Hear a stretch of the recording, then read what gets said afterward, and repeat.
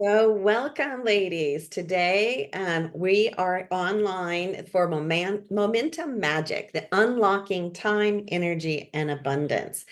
I want to acknowledge you for being here today, for having the level of consistency to invest your precious time and energies into up-leveling your ability to move forward with a greater sense of ease and confidence.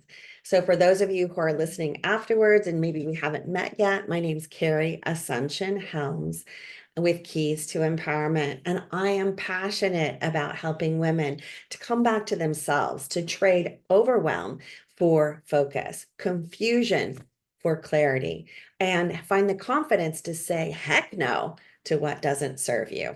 And really, it starts with calming our nervous system so you can think clearly and move forward with more confidence. So, this is a 5-day challenge, 20 minutes a day. The first part of this week, Monday, was all about prioritizing yourself, how to carve out 5+ hours in your week so you can make room for what you really desire, for what's really important. Tuesday, yesterday, was we tapped into your body's wisdom to integrate mind and body so that you can begin to outline your vision blueprint. It's each one of these segments are just a sample of what's possible. They're like scratching the surface of how you can begin to move yourself forward. Today, we're tuning in because we're tapping into our body's wisdom to connect with our energy and clarity and vitality.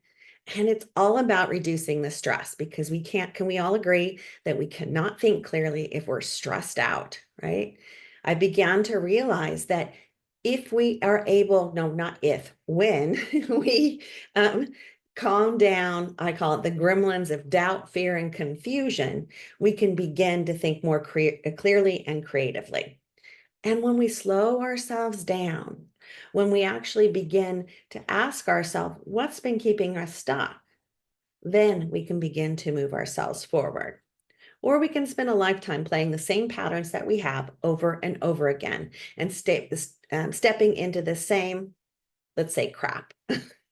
So it's designed. So I'm going to share with you a few tools that I've been playing with. For those of you who have been around in my circle for a little bit, you know that I have a background in somatic psychotherapy. So I have a lens that helps us to realize that we are not just a walking head trying to figure out all the business in life, but we're actually an integrated whole. And so the work that I'm going to be sharing with you today is both informed by a group out of, let's see, out of Palo Alto, Shirzad Charmaine, which is positive intelligence. And in addition, the work is, I don't even know who originally did this work, but we're going to be shifting you from a drama triangle into a more empowered space. And I've used this with individuals and groups, so stay tuned. This is an opportunity, a quick drive for you to begin to gain that level of clarity and to get yourself out of some, maybe those thought patterns that have been keeping you stuck in where you've been. So I'm going to do a share here so that you can begin to see the difference, one second, between living in a saboteur mind or a sage mind. So the concept here, you can either spend a lifetime motivating yourself through shame, blame, stress, and fear. And maybe you've been running your life like that for a number of years. I know I was as I was going through corporate until I began to lean into a deeper level of compassion, curiosity, creativity, and alignment with purpose. So it's the difference between, I'll say, cowering and pushing yourself further from a stick or pulling yourself forward with the carrot. So you can use this both for yourself and with working with teams. We're also going to be playing with the empowerment triangle. And this is a powerful tool. So you can either be playing a victim, and a victim might look like, well, I'll give my own example in just a moment. I have been wanting to do a challenge with these materials for a number of years, but I could not figure it out. I couldn't figure out how I could go about doing it. So I began to realize, okay, what is it I want to create? The questions at the top. I was feeling like a victim, right? Victim of the circumstances and And maybe I was judging myself that maybe, well, technology hasn't always gone so well. But what have I learned is the second question. To turn it from victim to creator, you're asking, what do I want to create? From persecutor to challenger, you're asking, what have I learned? And then maybe you've been spending also a lifetime. I have clients who, instead of doing their own work, they're actually rescuing people. And it's okay if you can admit to that too, where you spend most of your time actually taking care of your family or clients and rescuing them, and maybe they haven't even paid you, those clients, so, or potential clients, let's say. So then you begin to ask, or them, the question, what small steps are available to you? So we're going to be using these tools to begin to gain a deeper level of clarity. So you can either spend a lifetime in victimhood, feeling judged by ourselves or others, or you can begin to have a deeper level of compassion for yourself. So I want you to visualize, to start off, maybe a situation that's taken you into a place of doubt, fear, and confusion. I have to say, I didn't say this earlier. The whole concept here is our brain can be a tremendous ally for us.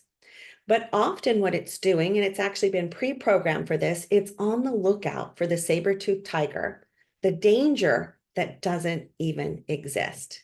Can anybody relate to that? So that part of us that is dampening down our aliveness, really. And so think of a circumstance, visualize a situation that maybe is taking you out in the past, maybe from a place of fear or confusion. And let's begin to calm your mind and bring it back to the present moment awareness.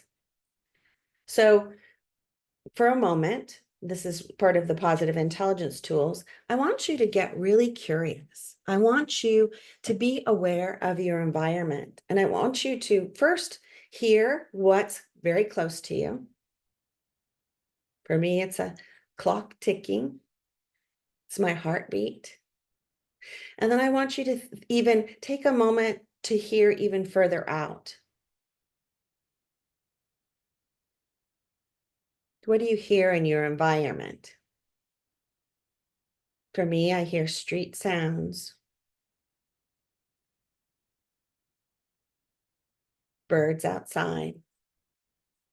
And what we're doing is we're bringing ourselves back to present moment awareness. And you can do this anytime that you're feeling freaked out, confused. You can bring yourself back either by paying attention to what's visually in your environment, auditorially, or just paying attention to what's going on in your body. So I'm going to share with you authentically what's been going on with me. Dealing with a contentious situation so you can see the possibility and the transformation. So I was dealing with a contentious situation with somebody who had narcissistic tendencies. And for those of you who do not know what that looks like, it's a situation where my voice was stifled, my reality denied, and drama was the tempo du jour. So it's quite a draining experience, but it was somebody that I needed to work with. I didn't have a choice, in other words. And yet it was a very familiar pattern. And I began to realize that I was going to have to use my own tools that I've been using that I'm going to be sharing with you today. So first I did what we call a positive intelligence rep to calm my emotional response, just like what I did with you just a moment ago, getting aware of my environment. And then I said to myself, I've been expecting this. I've been expecting you, this typical response, the startle response that I had from the circumstance, because it's very familiar. And then I reminded myself by putting my hand over my heart, I'm safe. I'm safe. And then I began to ask myself as the drama was unfolding, is it really true? Is it really true that I can't figure this out? And then I began to realize everything is figure outable. Can we agree with that? Everything is figure outable. And so I asked myself, what, again, that's coming from the disempowerment to the empowerment triangle. What do I want to create? And I got clear that I wanted to create in as circumstances, I didn't necessarily want to have a deep residing relationship with this person. I really don't think it's possible, but I did want to have a sense of ease and compassion for myself and this other person so that was asking the question, what is it that I want to create? And what have I learned? Oh, I've learned from a lifetime of experience with this person that there was not going to be an easy answer to this, right? That we've been locking in this dance for a number of years, and that we were going to need some outside support. So I then began to ask myself, what small steps are available to me? Because I wasn't going to give my power away and basically say, I'm just stuck. I'm going to be here forever. Have you ever felt that way too? That it's just always going to be this way. And I began to realize everything is figure outable. So this isn't going to resolve itself. I have compassion for myself and the other, and I'm going to hire a professional, a mediator, to help save my sanity and our relationship. And I felt like that we're still in that process. So I can't tell you how it's completely came through, but I can tell you how I've gotten out of the feeling of feeling stuck. And so part of this, and I'm going to slow it down for a moment, is to even have for you to have compassion for yourself. So think about maybe someplace that you've been feeling stuck.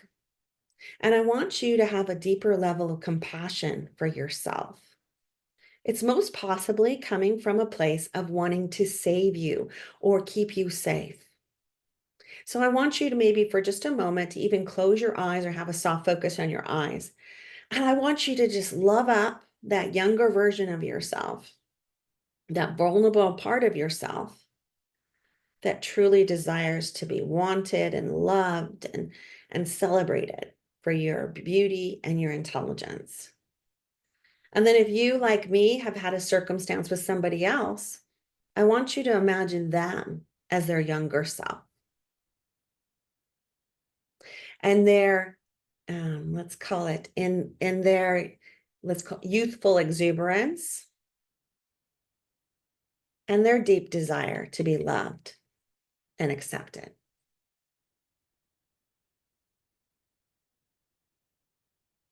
So I'm going to invite you to maybe even put in the chat, if you're willing to be vulnerable, and share what is something that you truly desire and how have you stopped yourself. I'll share with you ways in which I generally see clients stopping themselves. And maybe this sounds familiar. Maybe you've been judging yourself as not good enough. I often hear that as like the imposter syndrome, or not doing enough. Like I can't get out there to enough people and help enough people, or I can't do it. Just like I was saying, I didn't have a clear path through. Even as I was doing this, I'll call it this 5-day challenge, I had kept myself from doing it because I had told myself, I don't know how to do this. I don't know how to do the technology. But once I put it out there vulnerably that I didn't know how to do it, the right people, the right resources came to my service. I hired an online business manager, I hired a designer, and I have friends who have been willing to lean in to share with me their experiences. So another thing is, so because again, everything is figure outable, right? Another way that people stop themselves is often saying, well, if I can't do it perfectly, I don't want to do it at all. So what's stopping you, if you're willing to share, just so I can actually address your concerns? So we always learn by the doing, right? We can begin, again, it's that combination between using our mind and our body and really asking yourself, so what's working and what isn't? Like, as I did this challenge is a great example. I've learned a lot in the process and I've done it imperfectly. Some of the technology's messed up on the back end, but it's always figure outable. And I'm actually going to use those learnings and share them with my clients. So we're always, if we're able to do it imperfectly, then we can lean into that ability to learn forward, to be even wiser as we move ourselves forward. So what's the gremlin maybe that's been sitting on your shoulder? And so one of the comments that I see in the chat is, if it's not perfect, it stops me. And a little bit of imposter syndrome. And when something doesn't work out the way I want it to, then I'm guessing I'm going to finish that thought. When something doesn't work out the way that you expect it to, you probably then retreat and tell yourself, I'm never going to do that again, right? But instead, we can begin to again tap into that deep shut down and retreat. Yes, because it's that part of you that wants to keep you safe. So ask yourself, okay, now that you've identified that gremlin that's been sitting on your shoulder, it's always going to be there. So we're just going to dampen down its voice. How can you begin to use these tools to shift things, to propel you forward, and realize that everything is figure outable and it's okay? Is it true? I'm going to go back to that slide in just a moment. Sometimes you just need to sit with it and lean into support. And so I'm going to share again the screen so that you can ask yourself, what is one small step that you can begin to do with this? So interesting. The cat keeps on stepping on the button that goes, yes.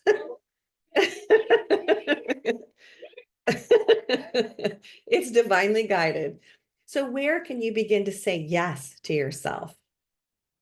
And like I said, I like to say it's as easy as 1, 2, 3. What do I want to create? What have I learned? And what small steps are available? But it also starts from that ability to have compassion for ourselves and to remind ourselves, I was expecting you. And beginning to say, is it true? And taking small steps that you can move it forward. So I'm hoping that this is helpful. And for those of you who feel like they need a little bit more help with this, feel free to reach out to me. I'd love to share these tools with you. And so for this moment, I'd like for you to share in the chat, what is one small step that you could take over the next 24 to 48 hours to begin to calm your gremlins down and move your life forward with a deeper level of commitment to your dreams?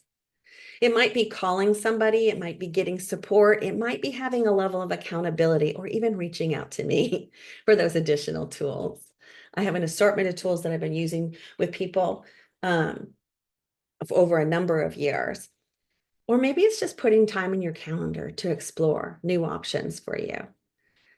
So if you'd like more support for developing either your vision or carving out time or even resolving some of these gremlins, stay tuned, because tomorrow we're going to be talking more about using those tools. They're a body of tools called positive intelligence that can begin to transform from that sage mind of compassion and curiosity, from that judgmental mind, that shaming, guilt. And this is really key. Whenever you are shaming yourself or somebody else is shaming you, it's an aspect of conforming you to expectations. And what I'm here to do is to tell you that let your brilliance shine, because you're not here to conform to expectations, but you are here to shine and to take your life to the next level. And hopefully these tools have been helpful for you. So if you can just put in here, what are you willing to do over the next 24 to 48 hours to begin to unlock these gremlins of self-doubt and fear? And I look forward to holding you accountable for that. And so tomorrow, like I said, we're going to be dealing with a little bit more, taking the saboteurs a little bit deeper. So I look forward to having you here to basically contemplate what's next for you. And if you feel like you need a deeper level of focus or accountability, I'm going to just say, put yes in the chat to yourself, because we're after this 5-day program, and I appreciate this, after this 5-day challenge, I'm going to be inviting some of you into an opportunity to have ongoing support, to begin to say yes or heck yes to your dreams and allowing your life to come through. So thanks so much for taking the time together today. I appreciate you. I love you. And I so appreciate the fact that you spent your time and your energies to up-level your life. Be well.